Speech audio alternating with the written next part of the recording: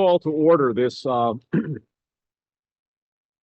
Region 12 public budget hearing. First, I have to read a notice. Notice Chippewa Valley Regional School District 12 public budget hearing. Notice is hereby given that a budget hearing for Regional School District 12 will be held in the library of the Chippewa Valley School, 159 South Street, Washington, Connecticut, on Monday, March 11, 2024 at 7:00 p.m. Gregory Cava, Chairman, Board of Education, Chippewa Valley Regional School District number 12.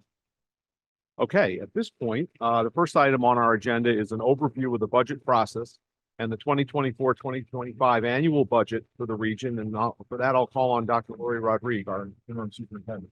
Okay, thank you and good evening, everyone. I just wanted to take a moment to go over some of the things that I already highlighted in the earlier presentation. And I know all of you as board members have had the opportunity to reflect on the budget and the details that we provided in the documents. But I wanted to highlight some of the main requests that we've made and why these are important to the school community.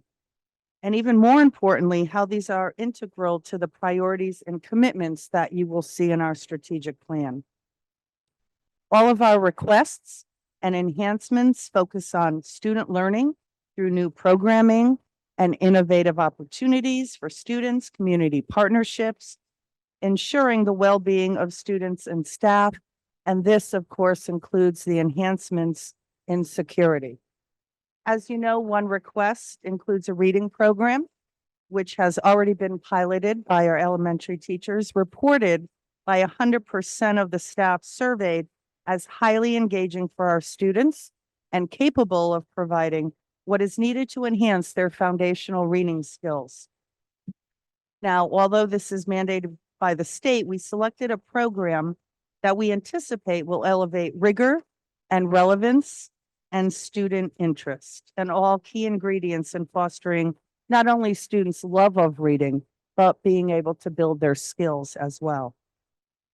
As a side note here, I wanted you to know that we did have cuts in the library books, and I think this is relevant as we're talking about reading and a new reading program. There were cuts last year in reading and reading books in the libraries. And we want you to know that we've added some of that funding back, and you will see that in the budget that we're proposing. We also, as you know, the addition of a 0.2 FTE music teacher at the elementary level. And this we know will benefit, of course, our music program across 3 buildings, making it far more feasible to support the growing musicianship of our students, something that we know is so important to us beyond just academics.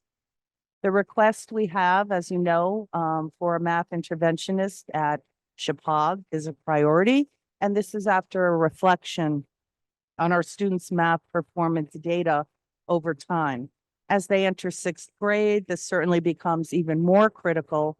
And the certified math teacher will work closely with our math teachers and provide targeted support for students in some of those identified deficit areas. Other budget additions, as you know, at SVS are a dual enrollment in partnership with our local RESC at Advance, culture and climate assemblies, and what we believe will be an innovative elementary high school partnership that will allow 4th and 5th grade students to experience content level enrichment in the sciences and the arts over a 2-year period rotation. I believe all of us believe these program improvements are minimal cost, and that includes transportation and stipends for teacher planning compared to the value that they will add to the district and, of course, to our young learners. As you know, I've also promoted the need for armed security officers at each of our elementary schools, shatterproof film on windows, balusters, enhancements to our PA systems, all to ensure security measures are now in place, which we openly discussed these as priorities, and we found these were well received by parents at each of those elementary community conversations. Students and staff need to feel safe in order to continue to develop and sustain a positive environment for learning. And I believe firmly that these two go hand in hand. And the facilities and maintenance requests that you certainly reviewed in the budget, honestly, getting to some of the needed repairs in our buildings that are either at the end of a life, a safety issue, or a mechanical need that interferes with our operations, such as fixing an elevator seal at Burnham or replacing an electrical panel at Booth, replacing a heating circulator at WPS, and at SVS, a fire alarm lightning response, repairing the mansard roof and BMS light connections. That's the building maintenance system. And I know our efforts to support other requests through other sources of funding, for example, just the grant for the reading program alone, as noted in the budget presentation, makes this responsive to alleviating the burden on the budget and ultimately fiscally responsible, going in with a 4.26% at referendum. I hope this helps all of you in highlighting the overarching needs and our requests. We had to prioritize, we had to problem solve, and we had to predict where we were going based on our enrollment and other factors to ensure that our requests were anchored in areas that will both help us deliver a responsible budget, but more importantly, advance us in teaching and learning, in culture and climate, in safety and security, and of course, in the maintenance of all of our facilities as well. Thank you. Okay.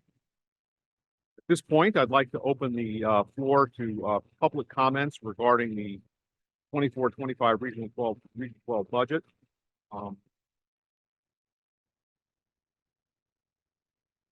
And if you have any comments, please come up to the microphone in front of the screen.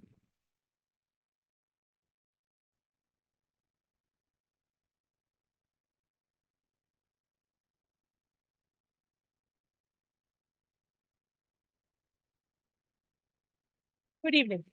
My name is Laura Miller. I'm a 40-plus year resident of Roxbury.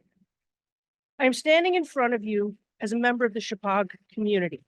I don't believe that only parents of students should have their say. I believe that everyone in the community is a stakeholder in this school. I want to make sure we're all on the same page.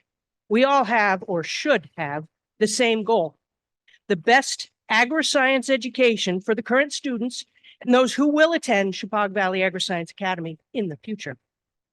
I personally have been here since the beginning. Each of the towns in this region had informational meetings. I was at every one of them. I saw some of you there. There were meetings at the State House, which I attended. I saw some of you there. I worked the polls when the question, should we have an Agri-Science Academy, was on the ballot. I spoke at community organizations, including the Grange. I wrote letters to the editor and answered other people's letters to the editor. Since I did not have firsthand knowledge of agri-science education, I joined the Nonawak Consulting Committee. No one can impugn my dedication to this academy or my dedication to making it be the best it can be. Don't get me wrong, the program is good, but it could be so much better. As a taxpayer, I feel it is my right and duty to know how and where my money is being spent. Plant science, whether it is fruits, vegetables, flowers, or other growing things, is the largest agricultural industry in Connecticut. Why is the plant science program still not where it should be? Why do we still not have a dedicated plant science educator? I am sure many, if not all of you, love to attend local farmers markets. Why are we denying our students the opportunity to study this field in depth? We currently have 4 agri-science teachers teaching in the classroom. We are expecting 182 students in the program next school year. Simple math, 182 divided by 4 is a ratio of 45-1. In my calculations, I am not including the director because he is not currently teaching any classes. Chippewa has a tradition and a great history of sports, but let's face it, not every student is an athlete. In fact, many students don't want to be athletes. Going forward, let's make wearing the blue jacket as much of an honor as wearing the blue and white has been in the past. There are 19 other agri-science academies in Connecticut. Some of these schools are over 100 years old. They're not our enemies. We're all on the same team with the same goal of giving Connecticut students the best agricultural education possible. Thank you. Other comments?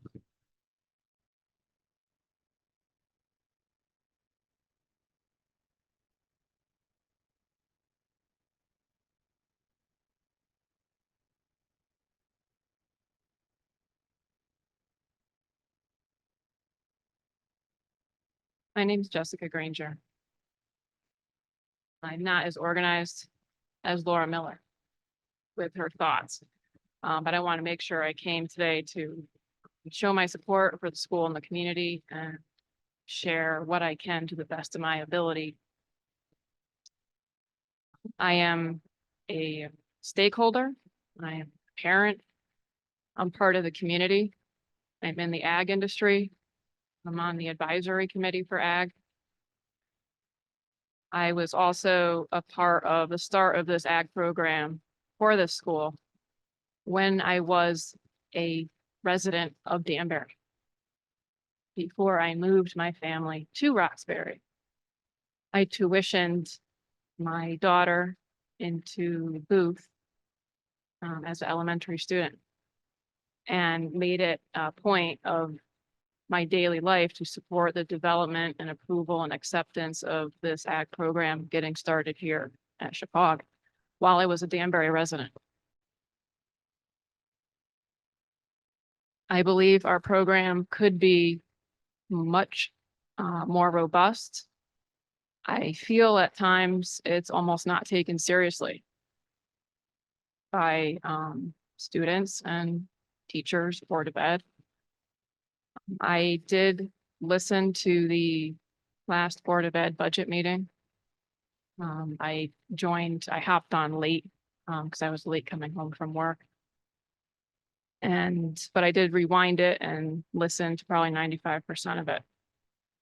There was talk about the budget for ag and how Chippewa needs, XYZ in math, funding for math.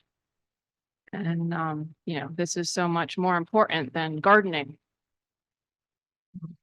And that comment struck me as not taking the ag program seriously. It's a serious part of Chippewa now, and many people advocated for it. And many want to see it be successful. Failure is not an option. Having a 4% decrease in the budget for ag, for something that we're trying to grow, develop, become more robust, add teachers, is a huge mistake. And I can't believe that was even proposed. If we don't maintain support of the sending towns and maintain the excitement of the students and demonstrate robustness, it won't be here. Sending towns won't be sending kids. Then we'll have this big, beautiful, amazing facility and nobody in it. Now is the time, and the expenditures and budget for this program should only be going up.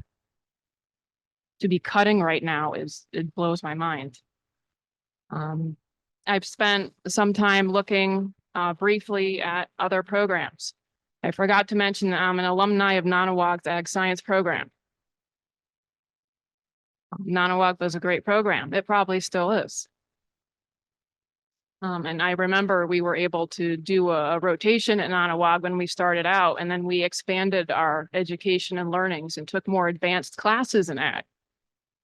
And that's the way a lot of ag programs are designed. You start rotational your freshman and sophomore year, and you specialize and take more advanced classes, including classes that count towards UConn college credit, which is done at Wamogo in Trumbull. I think it's also done at Nonnewaug. I would like to ask the Board of Ed if anyone has spoken with these other schools about their programs. We make lots of comments and assumptions during Board of Ed meetings that I feel like are kind of being pulled out of assumptions and not having the right information. When I did a cursory level amount of research on Wamogo, Trumbull, and Nanawag, they've won awards. They've been in place for 20+ years.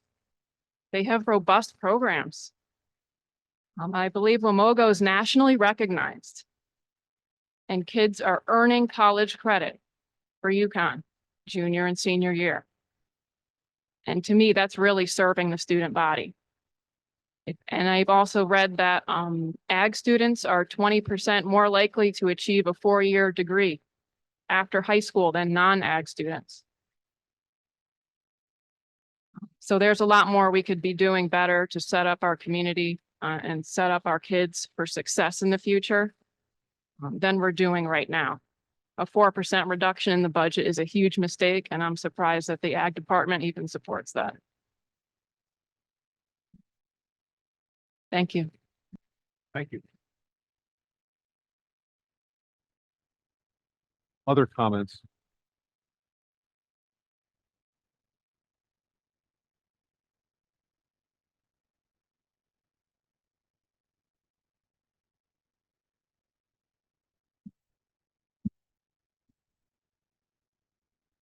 Good evening. My name is Timothy Armbruster. I'm a Roxbury resident with 2 students in the district and also an agri-science graduate of Wamogo.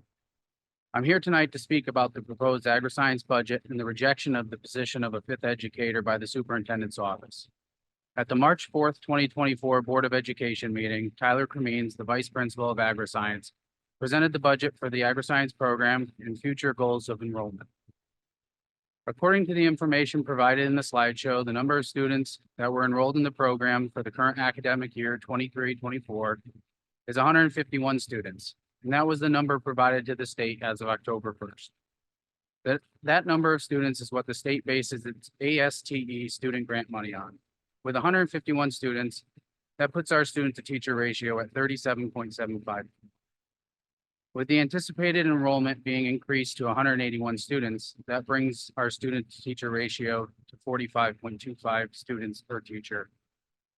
When the question was presented as to Mr. Cremines returning to the classroom to help with the increased enrollment, it was stated that it could be a possibility. I, for one, would love to see his return to educating. The students absolutely love his teaching style. If in fact that does become a reality, the enrollment ratio would be approximately 40.22 students per teacher ratio if his position was a 0.5 FTE position, because I would assume the other 0.5 would be his directorship. According to the Connecticut Education Laws regulations for regional vocational agricultural centers, Section 10-65-4, staffing subsection A, the program should maintain a total staff to student ratio of 1 certified staff member for not more than 35 full-time students. These regulations should be followed to ensure our students get the proper education and attention that they deserve. The growth of this program is of the utmost importance to the agricultural industry and local farming communities, where there's a shortage of qualified employees, and our students can help to fill that gap, as well as gain valuable knowledge in the agricultural industries they're pursuing as a career. It's also important for a 5th educator to be added to enhance the opportunities for our students in the form of a full-time plant science educator. Currently, plant science is only available as part of the exploratory program for middle school and 9th grade. There are currently no course offerings for advanced plant science courses. The floriculture program has yet to exist as part of our advanced education curriculum. And with the lack of floral shops in the immediate area, the possibilities could be endless for learning and fundraising to showcase our students' abilities to design arrangements and also provide florals for holidays and events at our school. In previous years, my wife has volunteered her time to help educate students about floriculture and teach them the fundamentals of design and implementation, as she owned a flower shop for over 10 years. Another important aspect of plant science is the greenhouse and nursery industry in Connecticut. This industry, according to the Connecticut Department of Agriculture, in a press release March 3rd, 2020, states that Connecticut's green industry accounts for 51% of total agricultural production and gross sales in the state. This industry contributes $4.7 billion to the state's economy, which has increased 27% since 2012. The greenhouse and nursery industry supports 43,000 jobs in the state which would be available to our students as part of their SAE upon graduation from high school or after completing further education. Fruit and vegetable production is an incredibly important part of our local landscape. Throughout our region and sending towns, the landscape is dotted with thousands of acres of not only generational farms, but many new faces entering the industry. I would venture to say that there are more opportunities for students in this industry for them to earn SAE hours than any other opportunities in agriculture. We must allow our students to have the option to further their education in this pathway. And for it to be successful, it will require a 1 FTE educator. I'm going to go off script here and say, a couple weeks ago, I was at a agricultural summit for farm managers that was held in Hartford. And the one thing that I heard from so many people while I was sitting around that table was the lack of employees that especially crop production farms are having. And it's not just the labor, it's also the people that are smart enough to understand, that have a background, that know how to grow the crops, that know how to harvest and integrated pest management. So it definitely, it's very important to our industry. I know a lot of the decisions come down to what is best for the taxpayers and also for the board to stick to promises made to them. It was indicated at the inception of this program that by now AgriScience would be fully funded by tuition and ASTE grant money. We were on track for that, which was indicated in the presentation of the superintendent's proposed budget on March 7th of 2022. It showed a plan for growth, but due to restrictions in enrollment in following years, we haven't met our goals of enrollment, therefore not meeting the goals of funding. The plan that was laid out was to have 159 students by 22-23, 175 students by 23-24, which is our current year, when we have 151. I hope that the members of the Board of Education take a closer look at the importance of funding a plant science educator, because although we have time to meet our ever-changing goals, our students have a very short time here and deserve the same opportunities as their friends and family have at other AgriScience centers. Thank you for your time. Thank you. Other comments?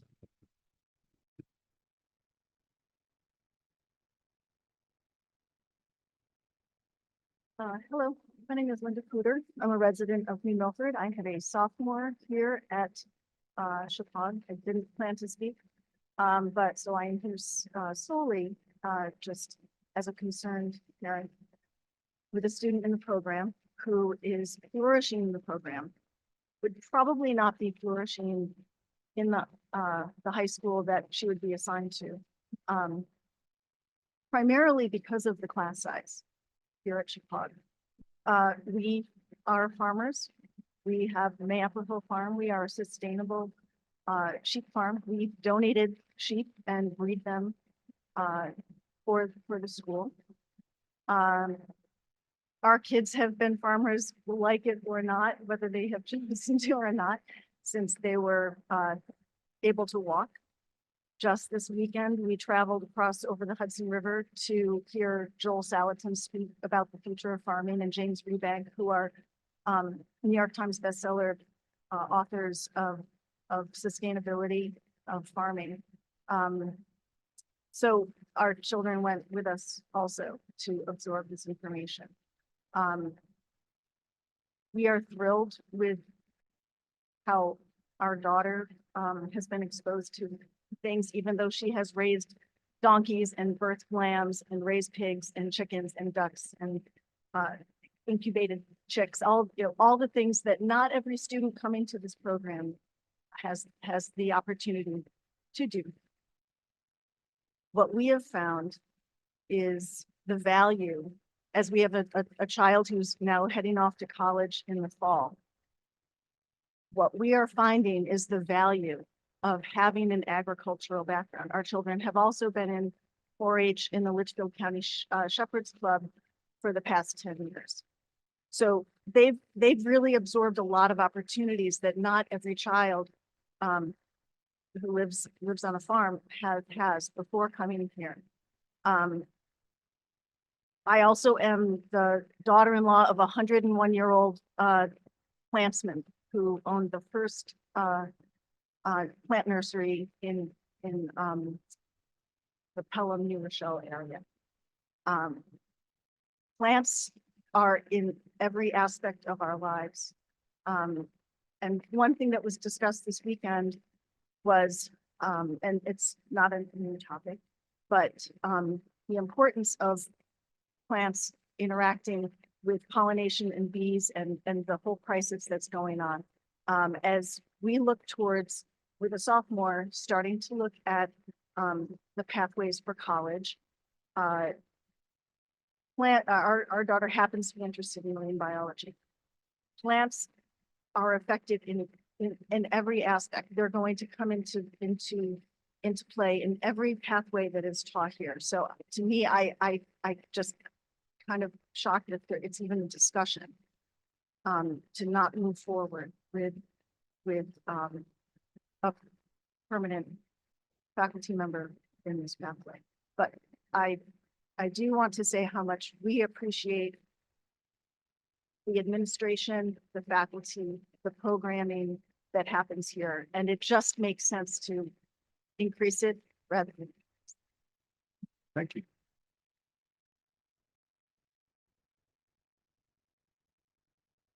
Good question. Other comments?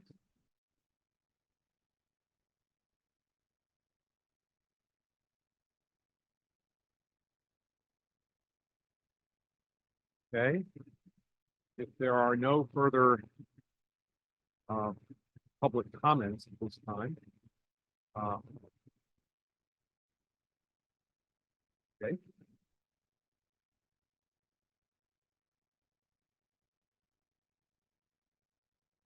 Hi, my name is Jennifer Averill. I live in town on a generational farm, plants, pears and apples and donuts.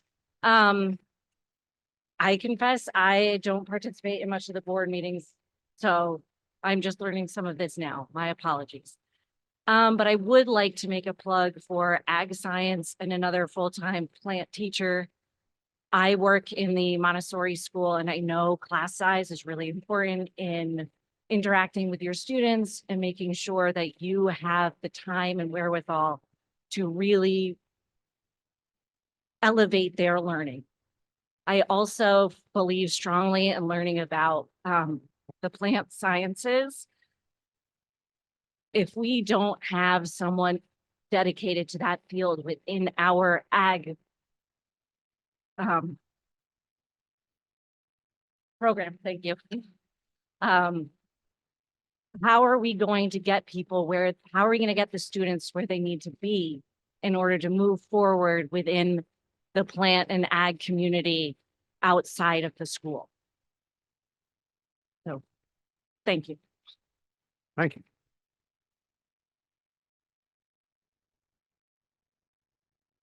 Do we have other comments? Anyone else wish to make a comment on the budget? All right, if there's no further public comment, then at this time, I would declare this meeting adjourned. If there's no objection. We'll declare it adjourned by consent at 7:30.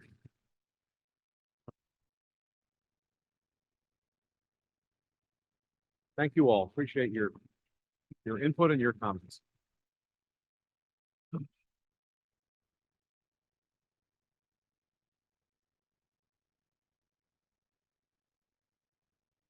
Second.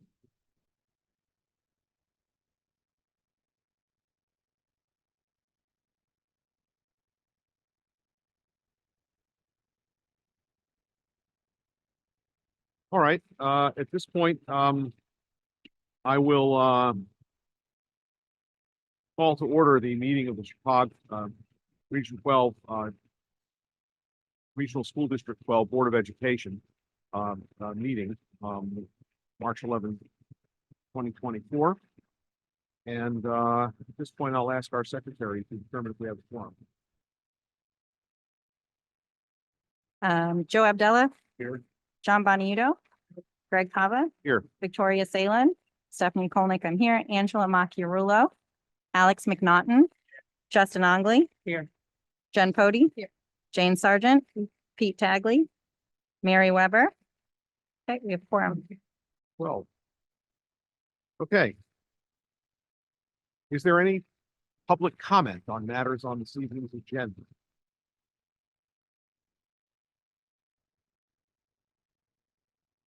Okay.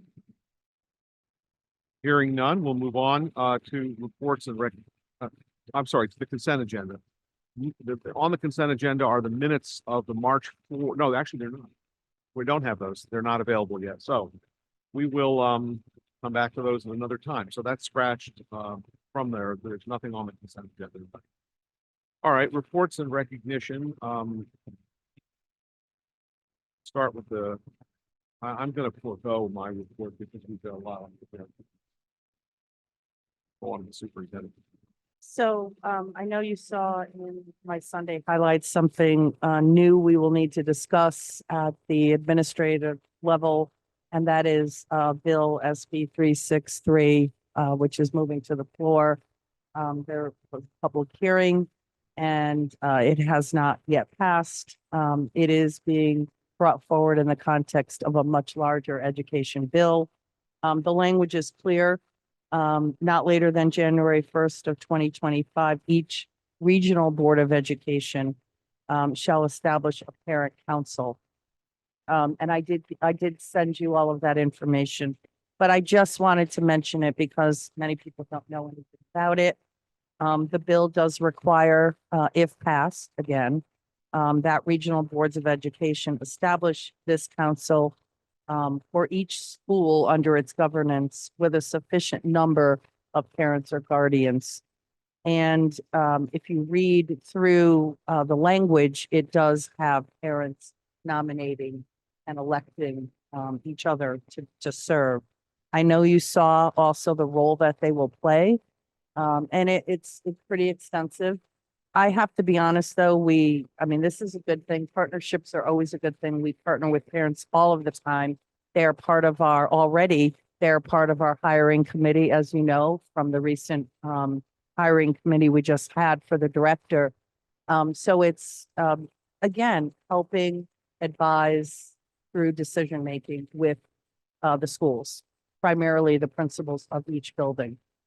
So I haven't had a moment to even discuss this with the principals. This just got sent to me on Friday, so we will be doing that and we'll wait and see if this does pass. But I wanted to bring it to everyone's attention. Moving on to personnel. Sadly, we have two retirements. I'll start with Helen Yorzinski. She's our accounts payable at central office. She's done a phenomenal job, and I know always is sad about this one, and we all are. It's always bittersweet when we get resignations. And the next one is very bittersweet. Frizo Hermans from the high school. I started here when I was the middle school principal way back. He was actually a music teacher then, and now in the sciences. So we had a great sit down, and I'm happy for him. We're all happy for him, but he will be a loss for sure. So those are the two that I have. And that's all I have this evening. I know we have a lot on the agenda. Thank you. We'll move on to the treasurer's report. Alex? All of our time has been consumed with the budget, and we're going to be discussing that later on, so I have no report to give tonight. We'll move on to committee reports then. The Curriculum and Educational Programming Committee.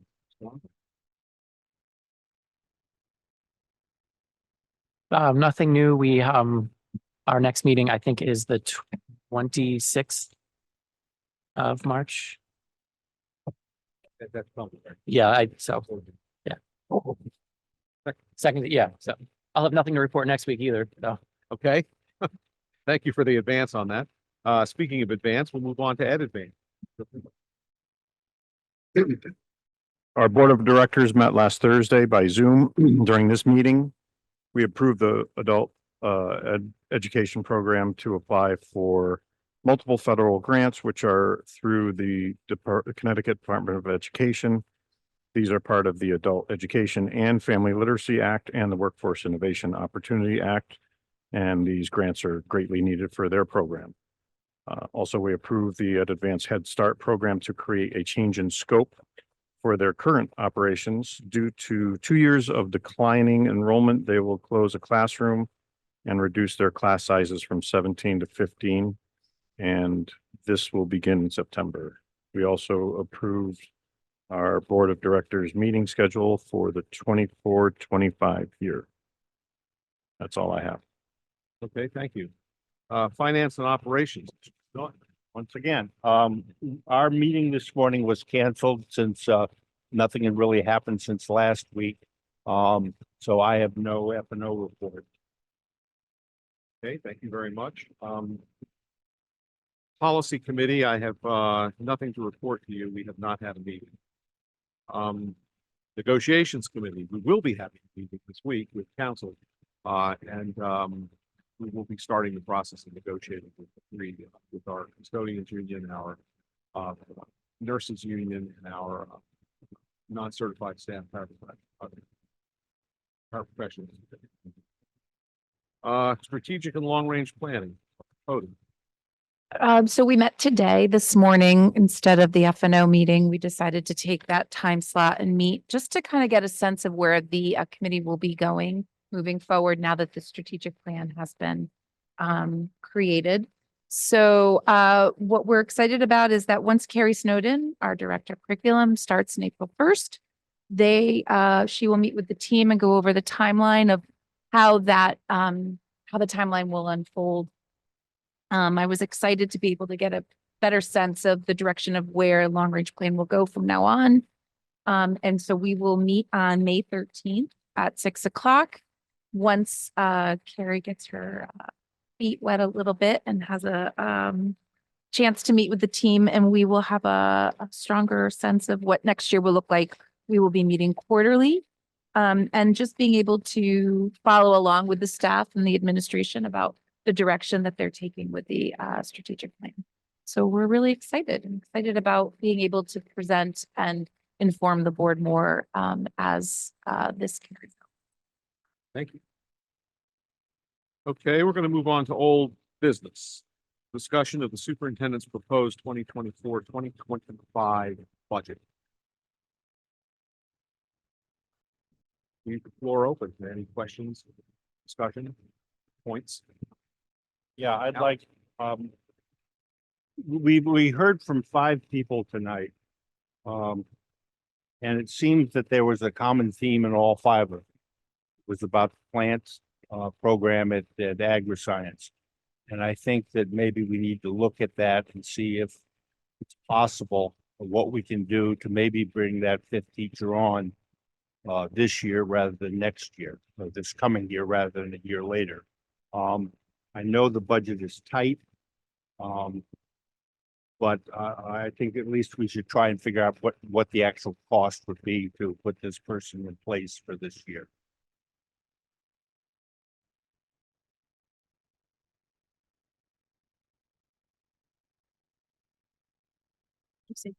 Oh. I just wanted to also just piggyback a little bit, also, Alex, is I think just to have a better sense of what the timeline is for the 5th teacher. I think that we just want to have some clarity in terms of there's no teacher not being put in place, not this year, what the proposed curriculum look like for next year. Lori, if you could talk a little bit about that, because I just think that that's important also to shed a little light. So we went through a variety of factors. One being the plant science and who's teaching what and how it's scheduled. One of the issues was originally when Tyler was teaching, we did certainly backfill that, right? Last year we expected 6, and we ended up with 42. So even though we expect a certain level of student or number of students, I should say, it doesn't always work out that way. And as it did this past year. So we started to look at the schedule itself. How can we reschedule so that there's not a lot of burden? I think I said this at the presentation on any one teacher. Because there were some teachers that were carrying two labs, right? I think I discussed that. Then we moved on to look at, first of all, I just want to say one thing. We did not cut. There's no, I don't know where the 4% cut came from, but that's a misnomer in terms of cutting the program. We looked at class sizes and started, in fact, do you have that, the class sizes? So just to give you an indication, and we would do this no matter when we're hiring or looking to hire a new teacher. In any program, in any department, we look at where are we currently? What would it look like if we have the teacher or we wait a year or two? So we can. So, I can tell you that if you look at some of the classes, for example, in, ag, basics and grooming semester 1, there were 5 students. In equine, we had a class that had 1 student. So I'm looking at class sizes and we have to look at the reality of this. In ag science, food science, semester 2, there were 4 students. In another equine science, and this is typical. I mean, there were 6. There were 4 in semester 1 of ag engineering and mechanics. There were 7 in ag engineering and mechanics for the full year. There were 7. Animal science, that's getting better. There were 12 students. There were 3 in ag business and leadership semester 2. There were 11 in the ag experience. That's a full year course. And then there were 15 in ag food science.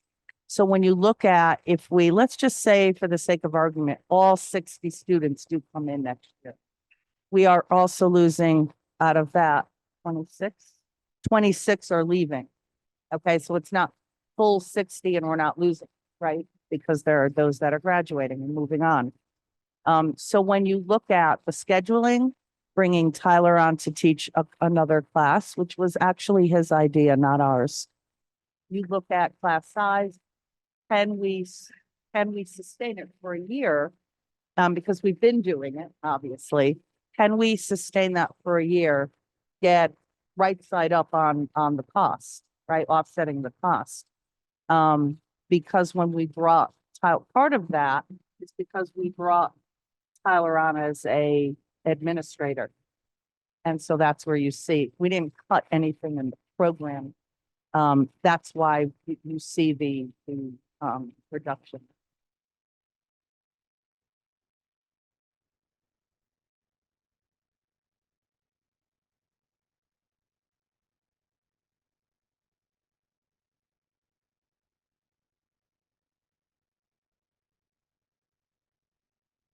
Would you know, I just turned it off. Instead of that being allocated to the program, I assume that would be in terms of stipends. Or something like that. It's not salary, because salary is already elsewhere. Not in that particular, I'll have Nicole speak to that. Yeah, but maybe you can just cover that so we understand that it was not a programmatic cut, but it was a rearrangement of where the salary was coming from or something like that. This is the department budget, which shows a -4%. In the department budget, so what the department budget is it's the program budget that supplies instructional supplies, textbooks, and then for agri-science, it also supplies food for the animals, equipment for the animals. But that's just a small portion of the agri-science budget. The overall agri-science budget this year is 1.796 million. Last year it was 1.685 million. So there's actually an increase in the agri-science budget of 6.5%. Which is $111,000, and we increased staffing year over year by $126,000. So all of that increase, plus a little bit of an increase in the program supplies, is $126,000 increase to staffing that we're going into the. So this fifth teacher would again increase that. So we're trying to increase it incrementally because we do have an obligation to other programs and our taxpayers. And there is room in the classes if we get the class size and class teacher. Yeah, Stephanie. I mean, you just spoke to this, but I was gonna ask kind of for that more clarification of that ratio, the student to teacher ratio. That, and that state statute that was mentioned about having a maximum of like 35 students. I'm assuming to be by the sixth per classroom, right? We wouldn't have more than 35 students to one teacher per classroom. And that ratio is, if you could clarify that, and if you know, our ag kids. Couldn't even do that. And math classes, so that number gets distributed in the gen ed classrooms outside of that. So for example, what would like our largest ag classrooms? So the guideline in at least the lab sciences for ag science is 50. So we don't exceed 15, kind of. Well, in some of them you could, but in the lab portions, no. The other piece is we couldn't put 35 students in any of our classrooms because it goes against teacher contract as well. So we always look at that. We're nowhere near that. And so it's not per class. It's overarching. Vicky. I just want to thank the public for your comments tonight. And I hear your passion and I feel your passion for the program.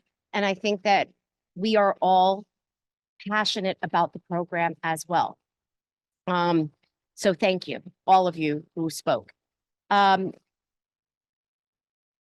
We are, you know, from the numbers that you have just given me, Dr. Rodriguez, we are increasing by 34 students, correct?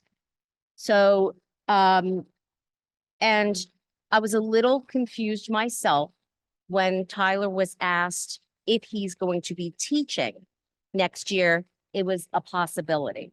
So is it a possibility? Because I know that the plan is 1 year out to hire that fifth teacher. Could Tyler possibly teach a couple of plant classes to work our way into that fifth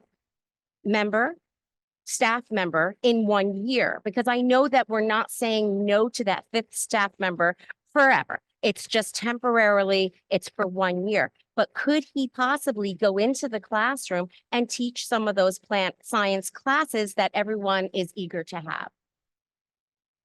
It was actually Tyler's idea when we looked at enrollment, class sizes, the classes, how we could schedule and make sure there's not any one burden on any one teacher, that he would teach a class. Could he do two? Absolutely. However, you have to look at the role now because he was moved into the, you know, to be an assistant principal as well. So I think it depends on whether it's even necessary when we schedule, and that isn't even done yet, to see if it's needed. I read to you some of the class sizes. So while it sounds like there's, you know, we need it, I think next year would be the perfect time. And that's why we had that discussion. Why are those class sizes so small? Is it because? Well, it's spread out over how many classes that they teach based on the number of students. That's what you have. And remember, some are full year, some are semester. That's what scheduling looks like. Even if you look at some of the classes on the traditional side, you will have some lower classes. It's just the way scheduling falls. Mary. I think the idea that there's 45 kids per class is misinterpreted by the fact that we have so many different types of classes and how many kids are in each class, particularly in reality, rather than like, you know, we're going to have 45 kids in this class. I think that's where we're getting caught up in the weeds that are of numbers that really aren't necessary. As you just said, you know, some of the classes have more, some of the classes have less. And from what I can understand about Tyler, knowing Tyler since he came here, is if he has to, if what he wants to, be able to move into a classroom and teach, he will do it because that's Tyler.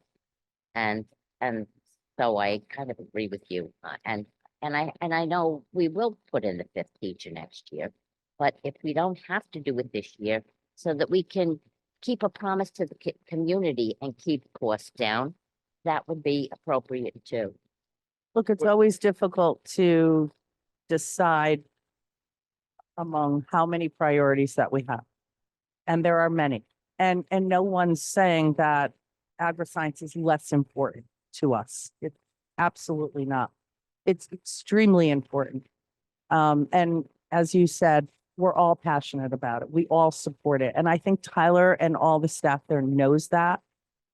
We've had multiple conversations on what we could do, how we could reschedule, how Tyler could teach a class so that would help out, and what those class sizes would be. There are no classrooms here at Chapag, including agri-science, with 35 or 45. That's not what the comment was even going for. The comment was basically how many, you take 4 teachers and you divide, but each of those teachers teaches 4 and 5 classrooms. That's why you get the numbers that you get, because you have to look at all of those teachers teaching.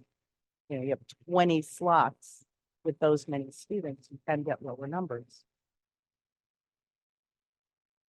Yeah.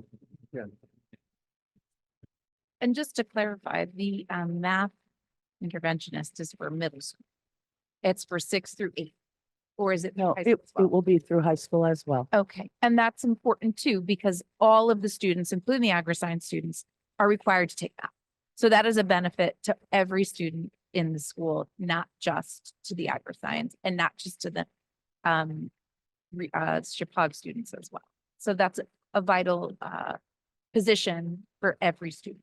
And I have to be honest, we really want agri-science and the high school to be viewed as one school. That's what we're going for. I know they're distinct and separate, but I was just eating lunch with, and every week I eat lunch with groups of high school students, many of whom are agri-science students who love the program. Absolutely. And one of the things that they talk about is they love the small numbers, but they want to make sure that everyone feels that there's a unified school here.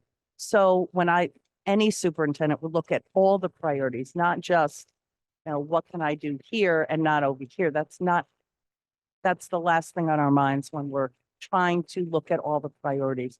The interventionist was certainly one of them. Security at elementary, absolutely loud and clear. There's just so many priorities you can put forward. So we try to be creative. Where can we wait one more year? Where can we, thanks to Nicole, finding other funding sources as we did? We took, over 721,000 and moved it just so we could still get, those resources and what we need and not burden not put the burden all on the budget or the taxpayer. So there were multiple strategies when we put the budget together. I just want to add on the interventions. We had a specific need there because of the urban testing. Indication that there were things that needed to be fixed here and there in terms of kids understanding the various areas. So I think it was critical that be in there. Absolutely had to be. So I appreciate your point. Stephanie, and then I'll go over here. I'm going to ask in the weeds question. Sorry. Under Exhibit B in the 700 series for program changes, was that item moved to a different spot, that line item? That's the ag. You know what I'm talking about? Yes, the 14,000. Okay. Okay. So that didn't change. It gets every year that line item will get moved somewhere. Okay, just good. Okay, Pete.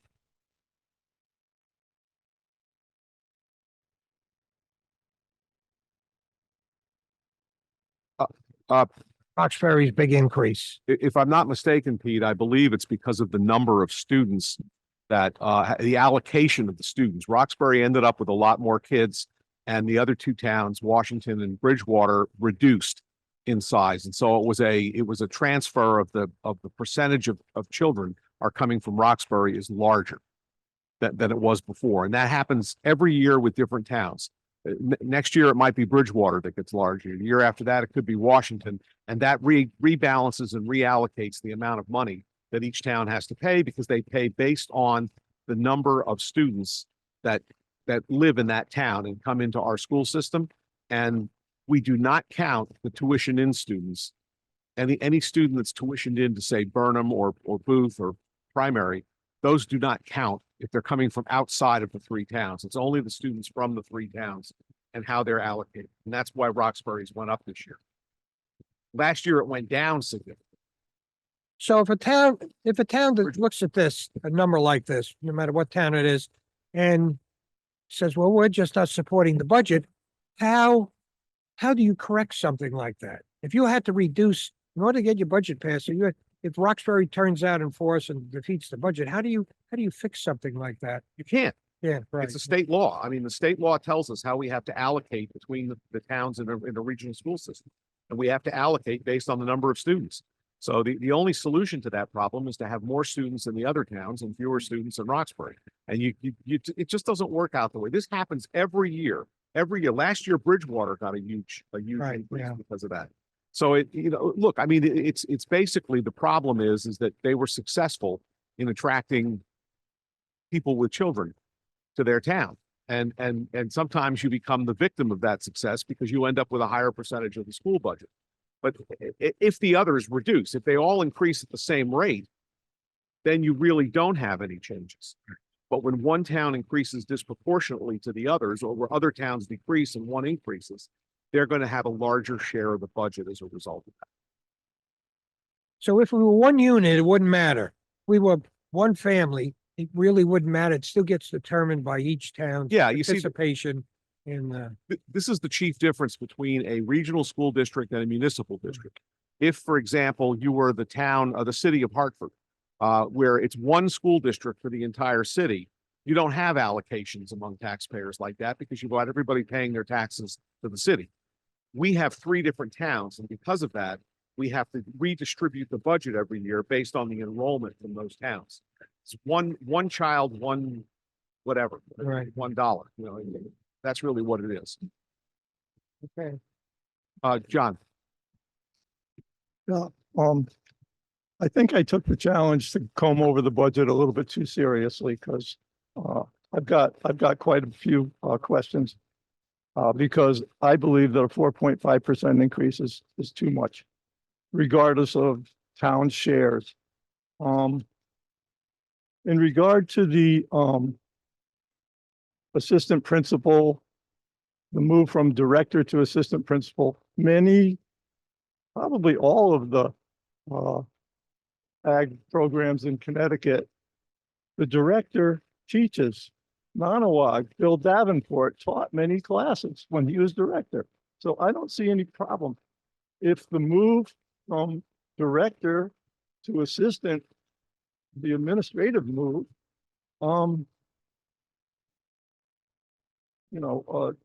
negates the possibility that he's going to teach, I regret that move, appointing him assistant principal. Okay, so I'm going to go over I'm John. John, can I just add something there? Because otherwise you've got a lot of things and we're going to forget about this. One of the principal reasons you make the director an assistant principal is because you need to be at that level. You need to be at the 092 level. Yeah. You need to be at that level to evaluate your staff. Otherwise, your staff get evaluated by a different principal. And it makes more sense for the person who is working on the ground with those people every day to be in a position to evaluate them and to determine that they've got the right things. And that's why you make them an assistant principal. That does not preclude him teaching.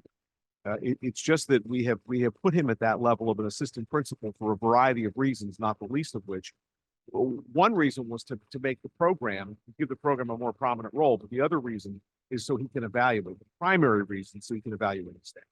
Manawag has a far greater population. I don't see any assistant principal in that school. Manawag chooses to run its school district the way it does. We decided to do this because we wanted it. With the program getting established, in a program that needs help, we wanted to have the person directing the program and direct communication with the teachers in the program to be able to assist them and to hold them accountable. And for all the reasons you evaluate people, we wanted to raise the level of the program, and it was determined that that was the best, most expedient way to do it. Because our program, unlike Nonawog's, is not 100 years old, it's new. And it needs that kind of hands-on experience to bring it up to the proper level. I mean, we had a lot to learn in this stuff. That's really part of the learning process. Okay, yeah, I don't know how we're gonna handle this, but I have about 20 questions. No, I just want to make a clarification. I know where you got the 4.5, but it's ultimately a 4.26. I just want to, just because people are going to watch the recording, I want that. Yeah, That's after the revenue of the ag program. So that's right. ultimately what's the. That's right. The ask to the towns is not 4.5. 4.5 is the increase. The ask to the towns is 4.26, which is what, as you say, after you bring the revenue back into the ag portion. Still, John, I'm sorry. I'm gonna reference the fact that in 2 years now, the budget if this budget is approved, it will increase 9.8%. So, page 1, line 1. Adult education mandated. How many of those? It's a small amount. Are all those dollars, utilized? Page 1, line.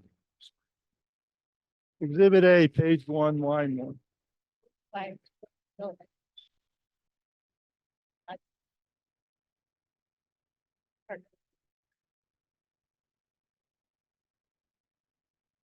Partner with Milford, and Milford funds and offers the adult education program and $2,400 to pay to Milford to offset this. Yeah. So we pay that regardless of whether or not we send anyone? Okay. Exhibit A, page 1. Pupil personnel director salary. Is that a contractual wage increase? From 173,797 to 193,210, a $19,400 increase.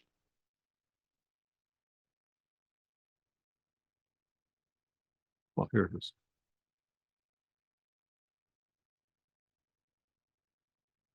Yeah, but she's part of the administrators. And that's a 3% annual raise. So how is it possible that there's a $19,400 bump?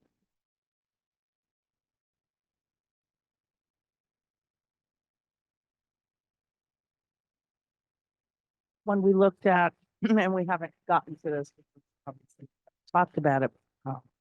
When we looked at all the salaries and moved, just like the director of teaching and learning and assessment, when she came in, we're looking at the director's salary, so it's comparable to other districts. And she's one that we'd like, that's why we put the funding there, to placehold for that. And we always do that because we don't really talk about those salaries until later. But I'm not understanding. It's a contractual raise. How can we just arbitrate a salary? Through an MOU. All right. So same for the curriculum directors. Teresa DeBrito had a PhD. That salary went from 176,801 to now 195, an $18,000 Yes. increase. Is that a step increase or is that? No, that was through an MOU before Teresa left. We knew what we needed to make it comparable salary to bring in. And that's when we hired our new director. So who decides on the MOUs, the board or the administration? We have conversations. I had conversations with the board chair. That's how it happens, especially with that. We also did. We also did, and it, as a board. yeah, as I think it was, yeah. There was never any vote. We talked about it. I remember. It was an executive Yeah. session. Yeah, we did discuss this fully in the executive session. They're salary issues. They are not handled. Okay, same page. Central Office HR Administration. Last year, that position was put into place, I believe, on a one-year trial basis.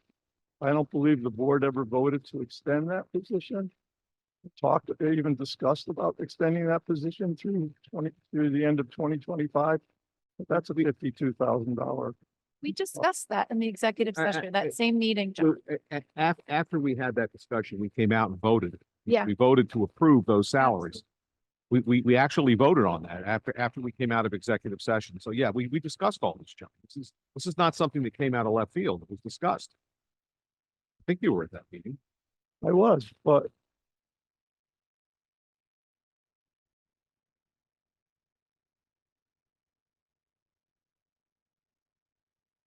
okay. Burnham School, teachers' salaries. That's a $211,000 increase without any addition to any staff. How could that be?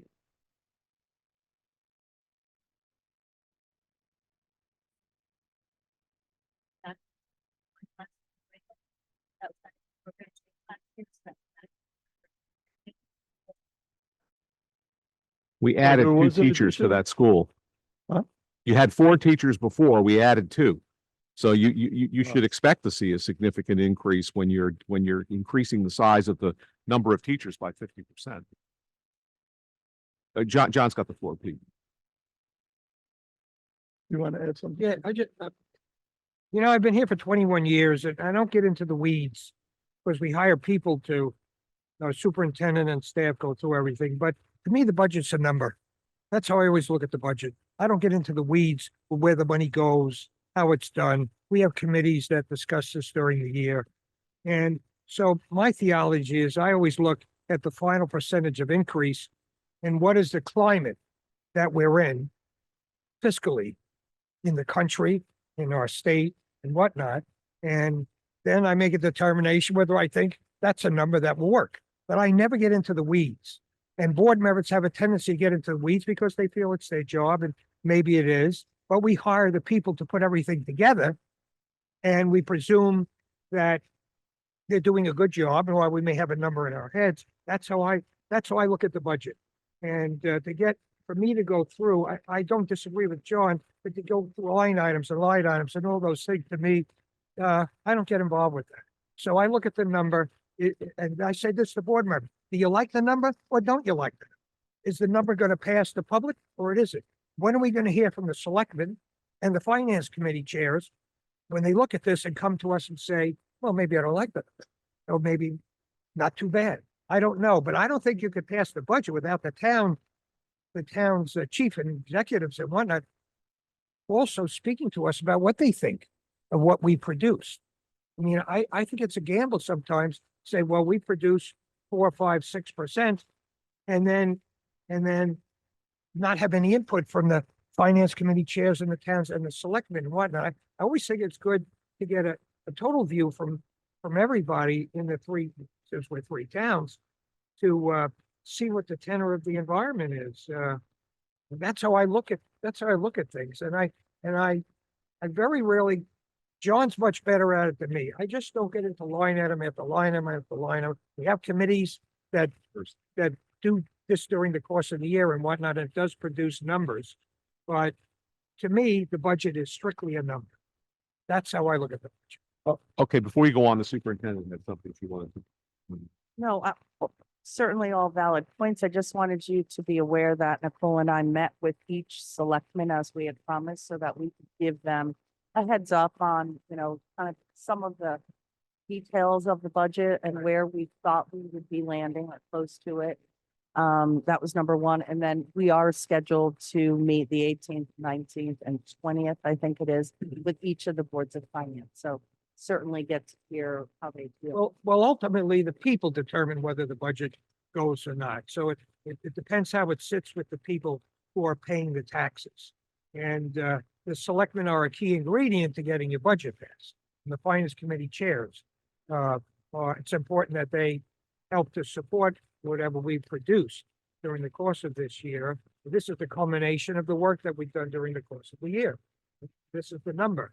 So, John is better at it. He gets into the line items and whatnot. I'm not that way, but sometimes he's right, and by investigating every aspect. of I'm it. just trying to clarify it for the people. They see a big change like that in the budget. Yep. They're gonna want to know the rationale for it. That's all. I don't disagree with that. That's your prerogative Okay. to do that.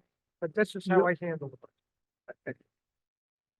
Okay, if it's a point, okay, go ahead, just one quick one, and then we're gonna, If we were in the business of making budgets, I would agree with you. We are in the business of educating future generation, which means we're talking about human beings. When we use language as, that strips people of their humanity, we are in dangerous waters. So I'm going to politely disagree with your comment as just seeing this as strictly numbers. One of the reasons why this is so difficult is that we're talking about human lives and the public has entrusted us to do the best we can. So I will never see this as solely a number. My first responsibility is to make sure that we're doing what the future generations need in order to be successful. And those are never numbers. okay, let's everybody else stop commenting. John has got the Okay. floor, and I'd like As him, far as personnel changes, then I would recommend that 2 FTEs be included for Burnham. So that people understand that we added 2 more teachers at Burnham.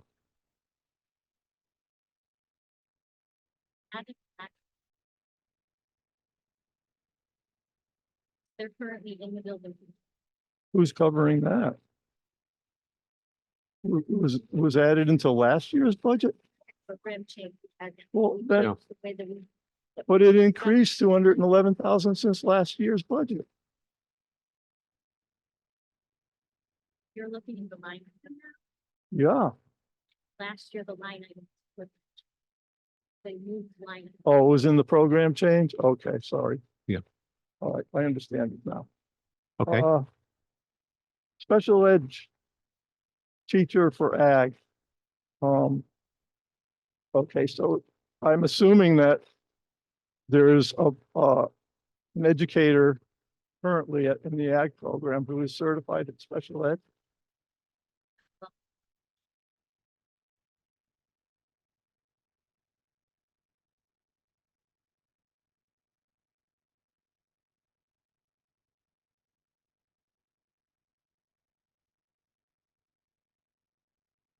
Intern teacher in the high school, I'm sorry, John, where are you on what page?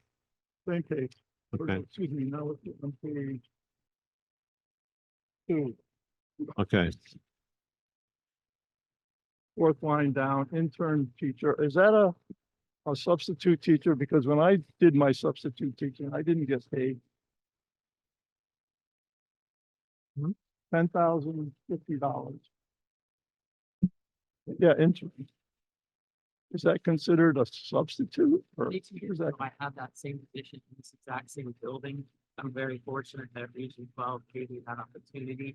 The reason why I'm a teacher is I worked here doing any capacity possible while going to school at night. So I'm fortunate that that was an opportunity provided to me. We should always try to encourage. 10,000. 10,000. I worked for free and got my college paid for. What? It was different than that. That's different. no.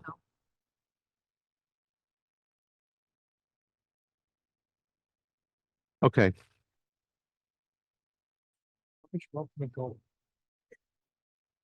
Okay, so is there someone going to be in that position this year? Intern? We don't know year to year, but Jen. I'm kind of unhappy with the clerical wage for curriculum. Given the fact that the director getting such a huge bump, I'm not understanding the need to increase the clerical assistant, whatever you want to call it, that Yeah. person, by 37,000. Same page, middle of the page, clerical wage can you guys address that? curriculum. this was a discussion that we had the same meeting, John. So I think I addressed this in the original presentation that this is a director with huge responsibilities in the district who needs a full-time assistant like all of our other directors. It would not be fair to give someone like that only part-time. And it would be really difficult to manage what she needs to manage and get that done.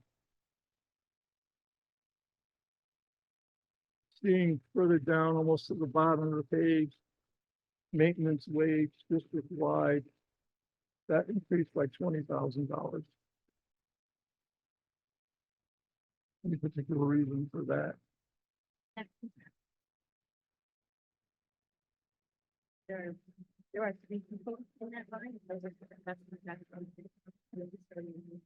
Those are the wage increases, 20,000? Spread over 3 people. So it's 6,000 change each. Okay, page, Actually, less than that.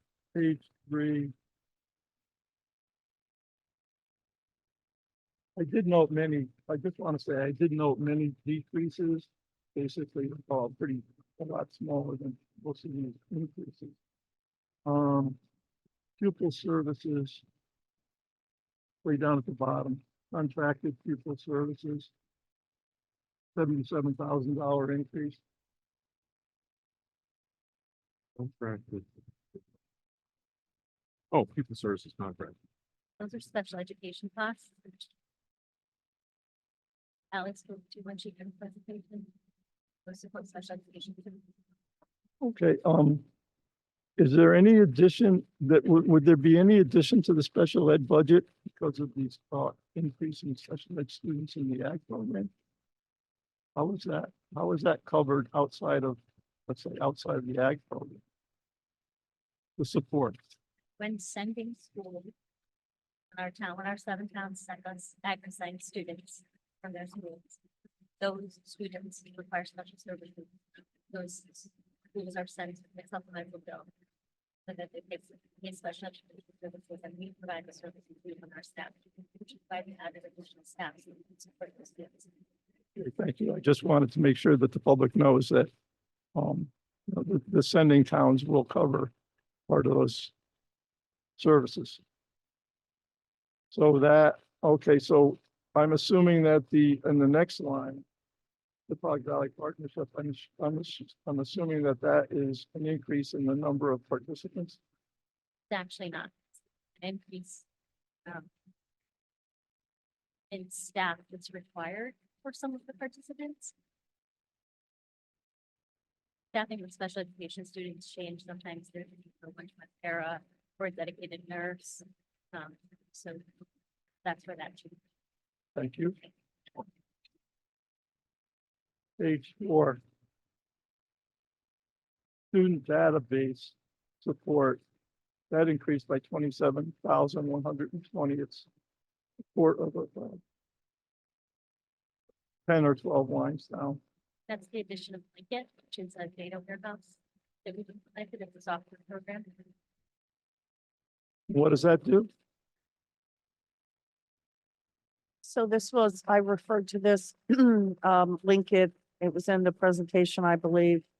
That's a data warehousing, software so that we can, principals, directors can, and staff can actually, look at all of the performance data of our students.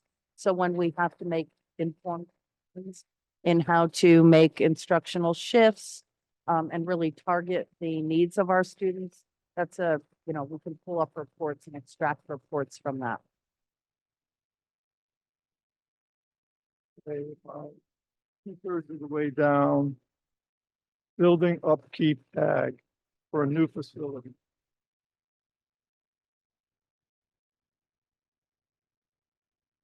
$10,000. A little bit more than $10,000 increase. I'm not understanding what the need is there.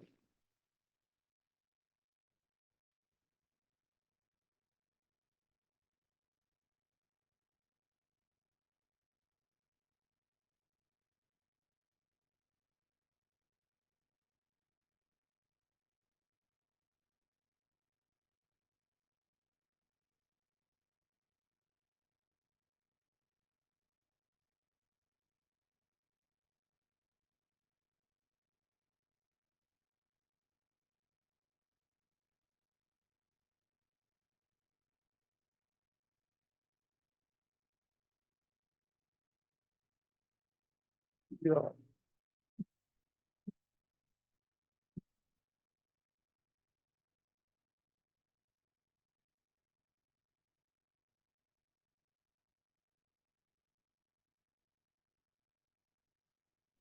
Included in that line are modifications to the greenhouse gate so that they can vehicles through it. Modifying some planting beds to remove mulch and add stone to make some of the landscape areas easier to maintain. Don has requested $7,100 for plumbing, electrical, and HVAC and miscellaneous repairs. There are some garden fence posts that need to repaired. And we need to add a rubber apron and repairs to the shop entrance. Water flows out. Thank you. Again, I'm seeing bottom of the page 4 to the top of the page 5.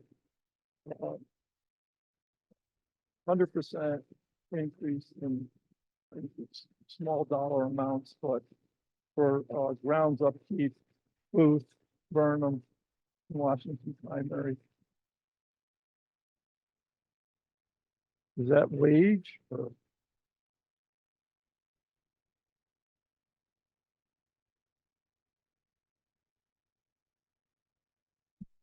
Areas of our budget that are outsourced. So if we need additional mowing or fall cleanup, things that our regular maintenance crew can't do, and those expenses have gone up, everything's gone up. So Don felt it important that they catch up in those areas so that we're covered.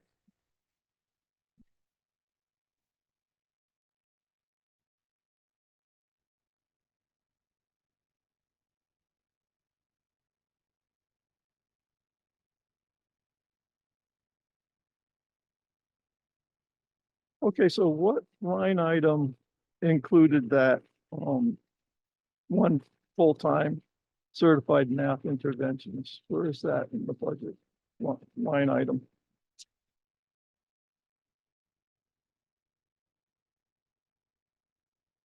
Personnel services.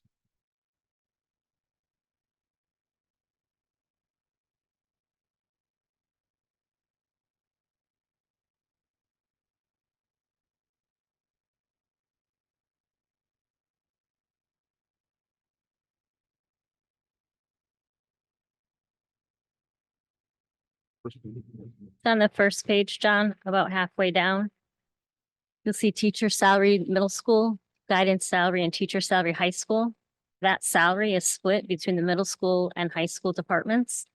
But you're not going to see it jump out of those lines because every year when we rehire people at different steps. So those are constantly in flux. You're not going to see just that number change. Thank you.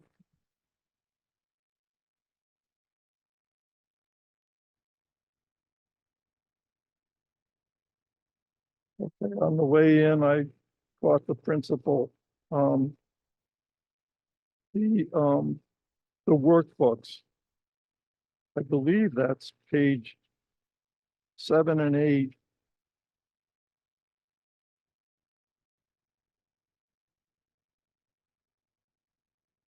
Is that built into the supplies for math? I'm sorry, John, I didn't hear you. Can you say that again? I'm wondering about where the cost for the workbooks for the elementary schools went. I believe is it that included in the supplies for math? Burnham, Booth, and Washington Primary? An increase of, Yeah, so that's going to be a 611 account. So if you turn to page 7. Bottom of 7. yeah. That's what I it thought. starts there with Burnham and then they break up by school. So Burnham's gonna be first, a little bit further down will be Booth, a little bit after that will be Washington.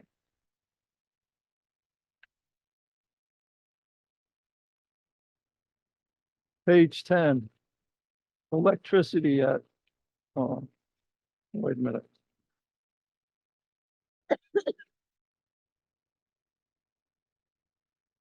Thought it was page 10, like something, electricity at SVS. I don't know what page it Top is. of page 10. Yeah, top of page 10, first line. $31,000 increase. I thought our electric bill was going to go down with the addition of the LEDs. The air circulation, 31,000 more? All right.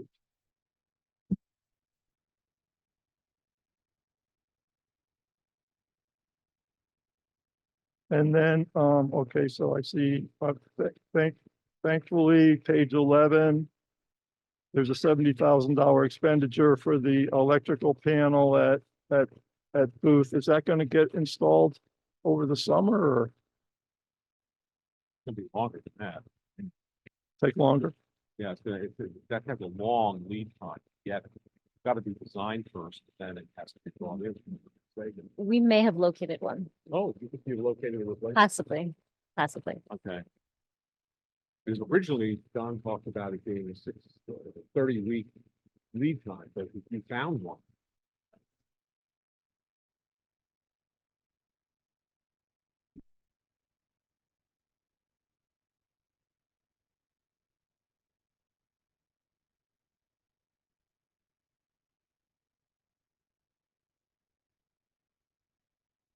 So it's a matter of 6-10 weeks as opposed to 30. Yeah. Just one more. There's only one more page after that. Okay, and perhaps you covered some of these issues on page 12 of the program changes in the elementary schools. From 8,100 to 105,975. That's the Entirely, new reading curriculum. the entire cost is for a new reading program? 102,000 of it is for a new reading program. 3,000 is for the 4th and 5th grade enrichment program at Chippewa. Okay, thanks. Thanks for bearing with me. Okay, Pete? Yeah, I would just like to make a comment to the superintendent. From my experience, it's imperative that you and the finance committee and our chairman get the town selected to support the budget. That's really bigger key than the board saying we support the budget. It's the political aspect of getting a budget passed and the people listen to them. Because they're the head of the town, they're the town fathers, and I think it's very important, Ray, that somehow both you and the superintendent get to the selectmen, try and get them to acknowledge their support for what the superintendent. No, thank you. And that's exactly why we met. And they put their full support. That's why they wanted us to share with them, all the details in advance so that they could go out and support those aspects of the budget. Said they would. No, they were gonna be in support, especially for security. That was one major issue.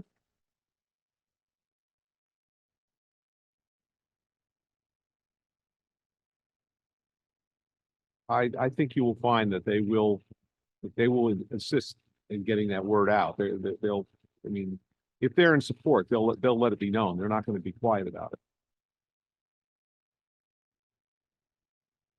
No, agreed. Agreed. And that's why we've worked so carefully and why we arranged this entire process to make sure it was, number one, transparent, and number two, we end up with a budget before we present it to them, to the boards of finance formally. We know where the budget is at that point. And that I think it was important to do that because we didn't want any surprises for them. Also, we provided them with information that they wanted early on about the differential between where the kids were going to be, which impacts their budget. As you point out, Roxbury did a large increase because they've got a lot more kids. Well, we've been able to share that with them earlier than normal. And I think this has allowed them to understand what the impacts are going to be on. And so we've worked very hard to try to understand where the towns are coming from and where their concerns are and how they can get a budget through. And I think we've really tried to be sensitive to that. And we've met with them to understand that, to understand where they're coming from. And I think they were upfront with us and we were upfront with them. And at least that's what we hope it's going to be. I believe that they are. but I'm not, I don't want to put anybody on the spot, but the ones I've talked to seem very supportive. So I haven't talked to everybody yet.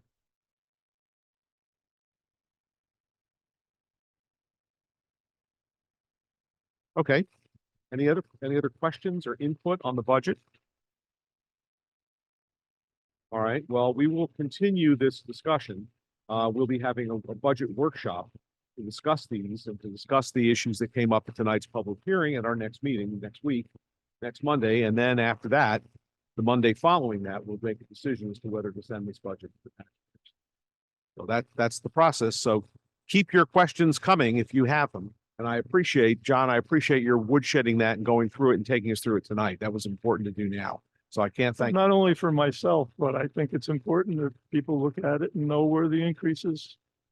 No, and I think you highlighted most of them, and I think that was important to have that. So at this point in time, we will continue this discussion.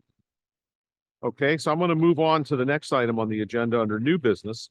Consider for approval the senior class trip to East Rutherford, New Jersey on April 26th to 28th, 2024. I've got a question. I used to have a problem. Why are they going?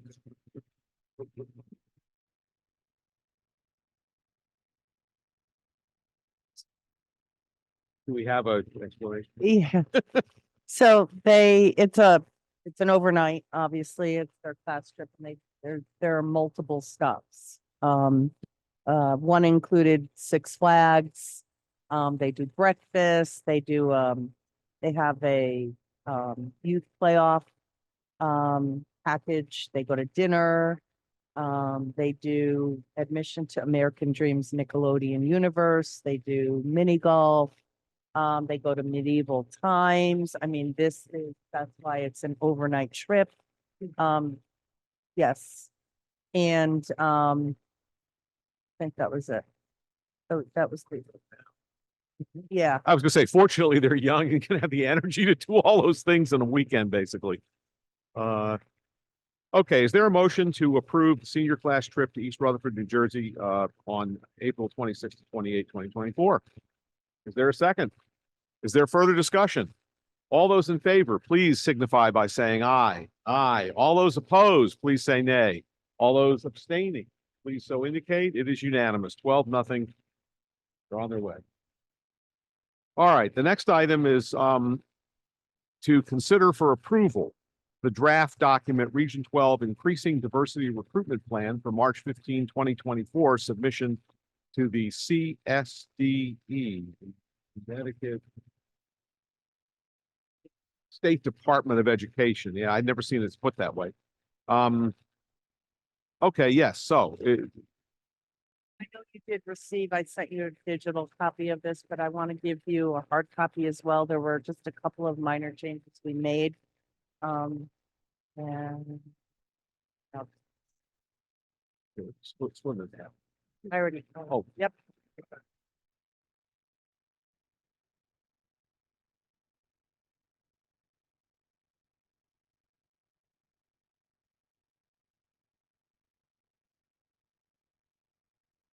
Yes. Yes.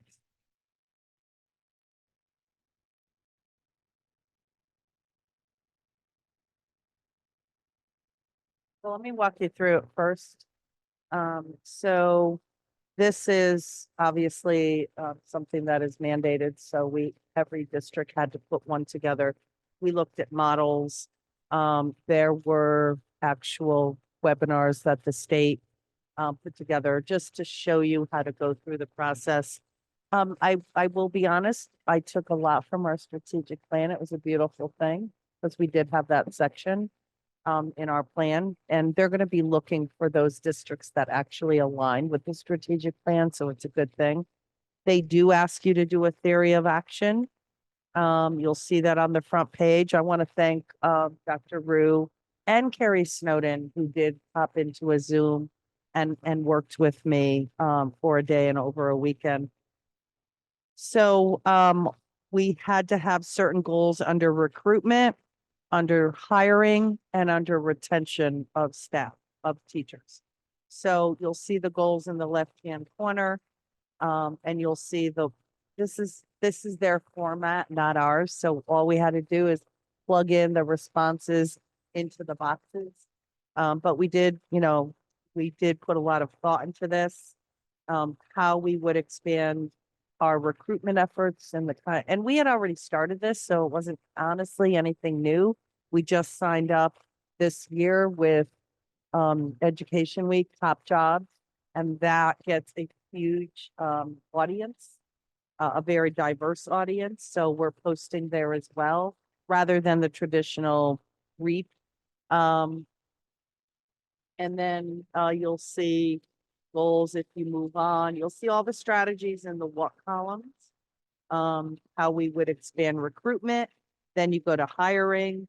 There is a mandated anti-bias training that every staff member who's going to be on a hiring committee moving forward would get.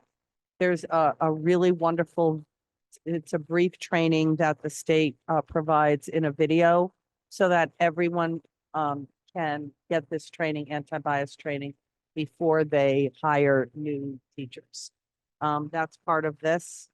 The kinds of interview questions we ask, and then checkpoints, making sure we have a really good, strong process. And that is the hiring. And then if you look at the recruitment and the last page, and there it is, in alignment with the Region 12, it's strategic priority number 3, ensure that all members of the school community are welcome, valued, safe, and supported. We would employ efforts to raise teacher retention rates. How are we keeping and maintaining our teachers in this region? And then you'll see the what through surveys, through mentorships, giving them supports, better supports, expanding opportunities for professional development, utilizing our employee assistance for stress management and wellness, checking in with them and reporting to all of you as board members how this is going. So again, just kind of giving you the highlights. That is the plan. It's, again, I told you it wasn't anything majorly extensive that required hours and hours of review. But those are the 3 areas that we have to submit. The draft is due Friday. Then they will give us feedback. We will go and revise, and then full approval in May. This is only about staff and teachers. Nothing to do with students. No. Well, I shouldn't say that, because hiring has everything to do with the well-being of students and instruction for students. But this plan is all about HR, human resources. And the reason to do this plan is not just because it's something that we're supposed to do. The reason to do this plan is because it improves us as a district. Excuse me? The reason to do this plan and the reason to pursue these goals is because it improves the quality of our district, it improves the quality of our staff. It allows us to make sure that we've reached out to get people and not left people off. And I think that's critical. And I think, Laura, you might have some things to say about that, but I think it's a good thing. Oh, anyway, it's my thoughts. Yes. This was that's just responding. Go ahead. No, go ahead, respond. Yeah, it's beyond being a mandate. Absolutely. And a lot of this we are doing now. I mean, just thinking of the process that we put together, we thought of, even prior to this plan, we started to look and expand our recruitment efforts so that it's not so limited. We're looking at, prior to the plan, we were already looking at what job fairs in some of the urban universities and colleges we could go to, not just, everybody goes to UConn, but there are others in Danbury and at WestConn, virtual that we're signing up for. So we were already starting to do that. And as Mr. Kava said, this is critically important for us. So that was my question. I know we had talked a couple of years, I don't know, maybe last year, about there is a diversity job fair or a job fair that promotes diversity up at UConn. And I was just wondering if you could take about and that. Yes, so we're looking at UConn, we're looking at WestConn, we're looking at one through Ed Week. which we signed up for to post, but we're also looking at a virtual fair, which gets a wide array of applicants. So, you know, obviously, the more we go out there, it is our proximity where geographically we're located. That always makes up, you know, hiring difficult, but we want to expand those efforts for sure. But it's also about keeping people. That's very important. That's the last section. I would just like to say diversity is a broad word. I mean, you know, and a lot of things can go into diversity. You know, where does the board get involved in the diversity? Do we get involved at all, or is it a policy that you're buying into or you want us to buy into?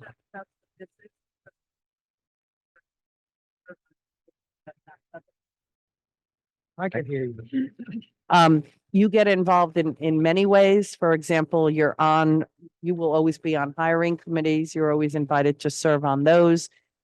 Everyone now, as I mentioned, will have to go through, it's brief, but it's an anti-bias training so that you can look at how you're approaching, making judgments when you're looking at candidates. And that's happening in the corporate world too. It's not just education.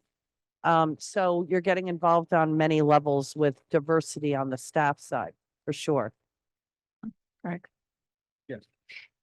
Pete, just want to correct you. There's no buy-in, right? The board doesn't need to buy into that. We support our administration in the decisions that we make and in the decisions that they make, rather. That's it. In terms of diversity, there's no buy-in to that. Right? That's the way I don't look at it like that. Okay. I just want to be clarified that I, as a board member, I'm not buying into. Other comments? We are approving a draft plan. There may be further changes to it as it goes along, and those will come back to the board for approval. But we need to have this submitted by a deadline, and so we need to approve the draft plan in order to make that deadline, which is later this month. 15th? Yeah, no, this has to be Friday. So Yeah, if there, Friday is the 15th. yeah, but yeah, it is later this month, I guess, but it is Friday, which is a few days away. Yeah. Later in May, then the state would send back to us any additions or modifications or feedback. And then I will bring it back to you for further review. But if there is anything, any comments you have as you read through it or anything you want to possibly ask me to add or to change a word or anything, I still have time. So. But John. this includes all staff, regardless of job description. That's right. Okay. Eventually, are there going to be any percentages or benchmarks to meet? Well, this is all staff, but it is focused on educators.